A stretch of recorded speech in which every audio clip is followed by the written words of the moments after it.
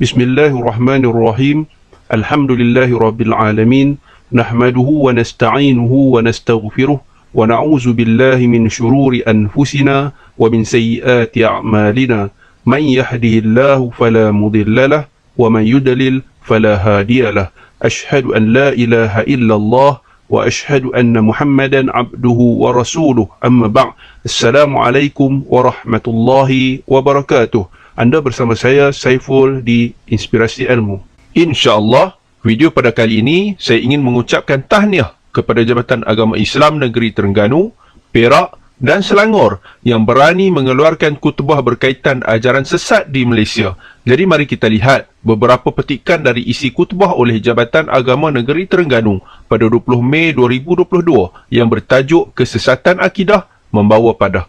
Menurut laporan JAKIM, melebihi 100 ajaran telah difatwakan sebagai sesat di seluruh Malaysia, meliputi pelbagai bentuk sama ada sesat melalui aliran pemikiran, amalan perbomohan dan penilikan yang bercanggah dengan Islam, khurafat, ajaran batiniyah, serta ajaran yang di luar dari amalan ahli sunnah wal jamaah.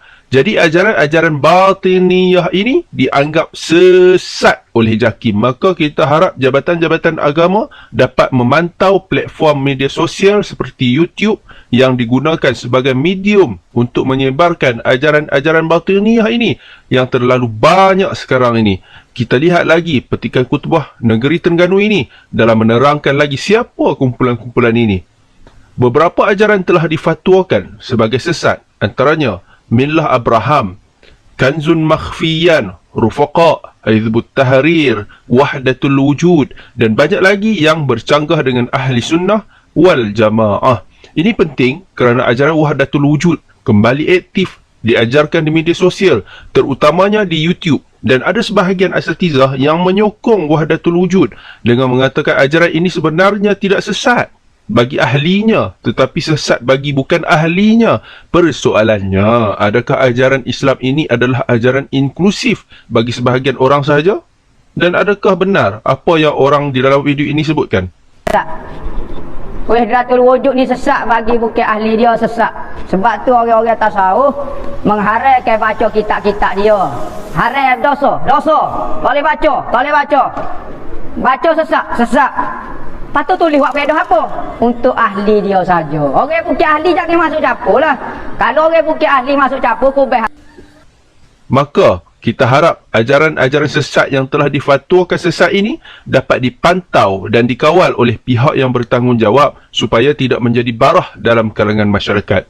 Banyak ciri-ciri ajaran sesat yang disebut di dalam isi kutubah ini dan saya tertarik dengan ciri-ciri yang ke-8 dalam kutubah ini. Di antara ciri-cirinya mendakwa ajaran dan tarikat yang diamalkan diambil terus dari Rasulullah SAW secara jaga. Jadi jika ada tarikat yang mendakwa seperti ini, maka ketahuilah kita ia adalah sebahagian dari ajaran sesat. Kesan dari kita menjerumuskan diri dalam ajaran sesat ini juga disebut di akhir kutubah bahawa terbubarnya ikatan perkahwinan antara suami isteri, pegangan akidah yang menyeleweng juga menyebabkan seseorang itu tidak diurus dan dikebumikan di tanah perkuburan Islam selepas kematiannya. Jadi ini adalah peringatan dan amaran kepada mereka yang terlibat dengan ajaran-ajaran sesat ini supaya lebih berhati-hati dalam menerima sesuatu ajaran di masa hadapan. Kutubah dari Jabatan Agama Negeri Perak pula pada 27 Mei 2022 yang bertajuk Ajaran Sesat Mengancam Keselamatan Negara. Kutubah memetik kata-kata Imam Ibn Kathir. Menurut Imam Ibn Kathir, antara kesesatan terawal yang dilakukan dalam sejarah tamadun Islam ialah mengagungkan kubur yang dianggap keramat. Berlaku pada penghujung zaman Abbasiyah 866 Masihi. Ummah boleh disesatkan melalui amalan-amalan berunsur pemujaan kepada kubur atau makam atau tugu yang dibina atau pemujian dan pendewaan terhadap orang perseorangan yang masih hidup, diiktiraf mempunyai sifat-sifat keistimewaan dan pengaruh serta kuasa yang luar biasa. Isi kutubah juga mengaitkan hubungan ajaran sesat dengan keganasan. Justeru sejarah membuktikan bahawa ajaran sesat boleh bertukar menjadi gerakan radikal dan ganas jika tidak dibanteras oleh masyarakat. Mimbar juga mengingatkan sebuah kisah, iaitu dikisahkan bahawa Sayyidina Huzaifah ibn al-Yaman radhiyallahu anhu pernah bertanya kepada Rasulullah sallallahu alaihi wasallam mengenai fitnah yang berlaku pada akhir zaman. Baginda sallallahu alaihi wasallam menjawab bahawa pada ketika itu muncul kelompok manusia yang enggan menjadikan sunnah dan ajaran tinggalan baginda sallallahu alaihi wasallam sebagai sumber beragama. Baginda sallallahu alaihi wasallam turut memberikan gambaran pada akhir zaman juga akan muncul sekelompok manusia, iaitu pendakwah yang akan menjerumuskan ummah ke dalam api neraka, dan kelompok manusia tersebut adalah sebahagian daripada umat Islam sendiri.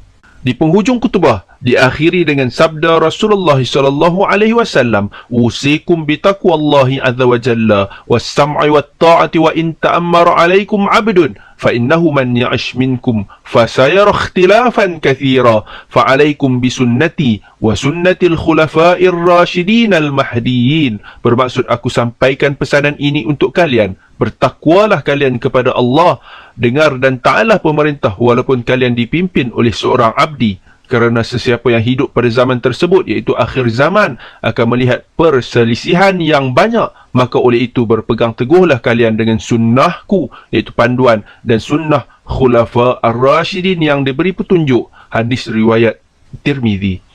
Tajuk khutbah bagi negeri Selangor pula agak menarik dengan tajuk "Biarkan luncai terjun dengan labu-labunya". Isi khutbah memetik beberapa senarai ajaran-ajaran sesat, di antaranya ajaran Kahar bin Ahmad, Tarikat Naqsyabandiyah, Qadirun Yahya, Aurat Ismailiyah, ajaran ilmu hakikat Hasan bin Junid, Tarikat Samaniyah Ibrahim Bonjol, pemikiran liberalisme dan pluralisme agama, pembedahan batin dan lain-lain dalam senarai yang panjang. Ini satu usaha yang sangat baik yang dilakukan oleh jabatan-jabatan agama dalam mengeluarkan teks-teks khutbah Jumaat yang menyentuh isu-isu semasa mengenai ajaran-ajaran sesat yang semakin menjadi-jadi kebelakangan ini. Dengan ini saya ingin mengucapkan jutaan terima kasih dan tahniah syabas kepada penulis teks-teks khutbah negeri Terengganu, Perak dan Selangor yang sangat proaktif dengan isu-isu semasa yang berlaku di negara kita ini. Namun, saya agak kecewa dengan teks khutbah dari Negeri Sembilan pada 13 Mei 2022 yang bertajuk Tasawuf dan Tarikat Sebahagian daripada Islam. Ini kerana mari kita lihat petikan khutbah berikut. Wujud beberapa kelompok yang bertindak sebagai penyebar pemikiran yang menyanggah aliran kesufian. Mereka cuba merosakkan dan memberikan gambaran yang buruk tentang tasawuf dan tarikat kepada masyarakat. Mereka juga memberikan pandangan yang kurang sopan kepada tasawuf dan tarikat secara berterusan. Persoalan yang timbul adalah siapa yang dimaksudkan oleh penulis teks ini. Beberapa kelompok yang cuba merosakkan dan memberi gambaran buruk tentang tasawuf dan tarikat kepada masyarakat ini. Kelompok-kelompok itu tidak dinyatakan secara jelas di dalam teks khutbah itu. Menimbulkan lagi persoalan siapakah mereka, dan jika benar mereka itu wujud, apakah sebenarnya yang mereka katakan dan perjuangkan. Persoalannya lagi, siapakah sebenarnya yang merosakkan imej tarikat itu sendiri kalau bukan guru dan pengikut-pengikutnya? Dan siapakah yang sebenarnya kurang sopan kepada tarikat itu sendiri, melainkan mereka sendiri? Di antara petikan khutbah lagi, penulis memetik kata-kata Ibnu Nujaim Al-Hanafi yang menyatakan bahawa Abu Ubaidah meriwayatkan daripada Al-Hasan, "Alamatu i'radillahi 'anil 'abdi ishtighalul 'abdi bima la ya'nih." Maksudnya, antara tanda Allah berpaling daripada hambanya termasuklah dia menjadikan hambanya itu sibuk dengan perkara yang sia-sia. Semakin banyak penulis cuba menerangkan tajuk ini, semakin banyak persoalan yang timbul. Antaranya, adakah sebahagian tarikat yang berzikir sambil menari-nari itu tidak melakukan sesuatu yang sia-sia? Adakah sebahagian tarikat yang berhabis wang dan ringgit menghiasi sesebuah perkuburan itu satu perbuatan yang tidak sia-sia? Penulis memetik lagi kata-kata Al-Imam Al-Ghazali, iaitu pengarang kitab Ihya Ulumuddin, bahawa perdebatan yang bertujuan menunjukkan kelebihan dan kemuliaan sendiri menjadi salah satu punca akhlak mazmumah yang tidak disukai oleh Allah Subhanahu Wa Taala tetapi disukai oleh iblis laknatullahi alaih. Penulis sebenarnya nak tujukan kata-kata ini kepada siapa ni? Adakah kepada mereka ini? Dia kita buat pembicaraan. Kita pergi sebuah kereta mengadak dia kalau dia debel sangat.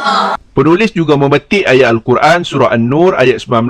Innal ladzina yuhibbuna an tashi'al fahishatu fil ladzina amanu lahum adzabun alimun fid dunya wal akhirah wallahu ya'lamu wa antum la ta'lamun. Maksudnya sesungguhnya golongan yang suka menghebahkan tuduhan-tuduhan yang buruk dalam kalangan orang yang beriman, mereka akan mendapat azab siksa yang tidak terperi sakitnya di dunia dan di akhirat. Ingatlah, Allah mengetahui setiap perkara yang sedang kamu tidak mengetahuinya.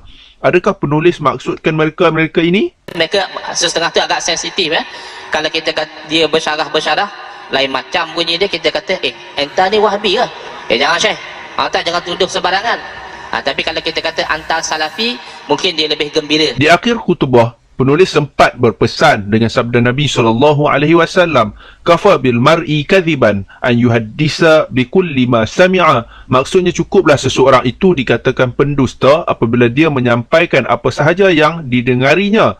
Riwayat Muslim.